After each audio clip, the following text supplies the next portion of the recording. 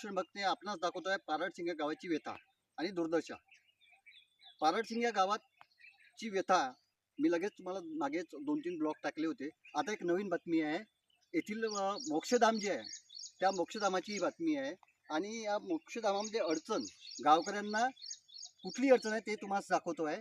मृत्यूनंतर ही मोक्ष नाही, म्हणजे याचं उदाहरण असं की कुठलाही व्यक्ती मेल्यानंतर त्याला मोक्ष मिळतो, पण या पारडसिंगा गावातील जे मृत्युमुखी पडतात, ज्यांचं निधन होते, त्यांना कधीही मोक्ष मिळत नाही। त्याचीच ही सत्य कहाणी आपणास मी आज दाखवतो आहे। पाहू शकता आपण पारडसिंगा गावातील हे स्मशानभूमी आहे।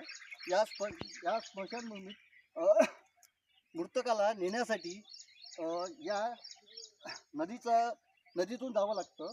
आणि या गावाची शोकांतिका अशी की कंबरभर पाण्यातून या जे स्मरणावर जे असतात त्यांना जावं लागतं। जे मृत्यूच्या अंत्ययात्रेत सहभागी होणारे जे नागरिक आहे, जनता आहे, त्यांना सुद्धा या पाण्यातून जावं लागतं। ही एक मोठी शोकांतिका आहे। गेल्या कित्येक दिवसापासून हा विषय कोणीही आजपर्यंत लावून धरला नाही। गावकऱ्यांनी येतात, फक्त तिथे जातात आणि हा विषय तिथेच समाप्त होतो। मी आपणास या क्रांतिकारी लेखनी न्यूज चॅनलच्या माध्यमातून दाखवू इच्छितो, ही एक शोकांतिका आहे। ग्रामपंचायत, संबंधित विभाग, येथील आमदार यावर कुठलंही लक्ष देत नाही। ही एक मोठी या गावाची एक शोकांतिका आहे।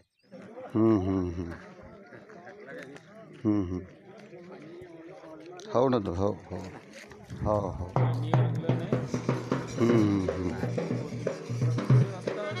हो ना, तो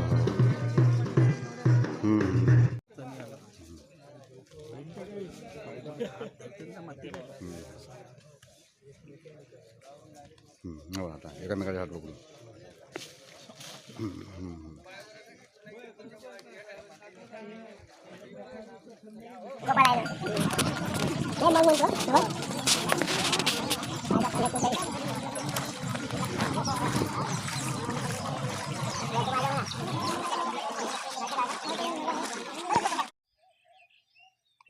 तर पाहायला आपण मी आपणास दाखवली पारडसिंगा गावातील स्मशानभूमीची ही दुर्मिळ व्यवस्था।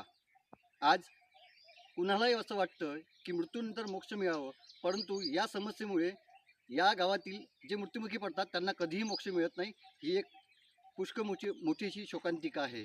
आणि यावर तातडीनं संबंधित या विभागाचे आमदार जे चरणसिंग ठाकूर साहेब आहे, त्यानंतर जिल्हा परिषद सदस्य आहे, पंचायत समितीचे आहे, आणि मुख्य म्हणजे या गावातील सरपंच जे आहे, ग्रामपंचायतीची बॉडी आहे, यांनी या समस्येचा तोडगा काढून याचं निराकरण करावं, जेणेकरून नागरिकांना, गावातील प्रत्येक नागरिकांना, या बाहेरगावातील येणाऱ्या सर्व नागरिकांना या गोष्टीचा त्रास होणार नाही। यावर तातडीनं लक्ष देऊन ही समस्या सोडवावी, अशी या पारडसिंगा गावातील नागरिकांची मागणी आहे। मी रोशन भक्ते, क्रांतिकारी लेखनी न्यूज, पारडसिंगा।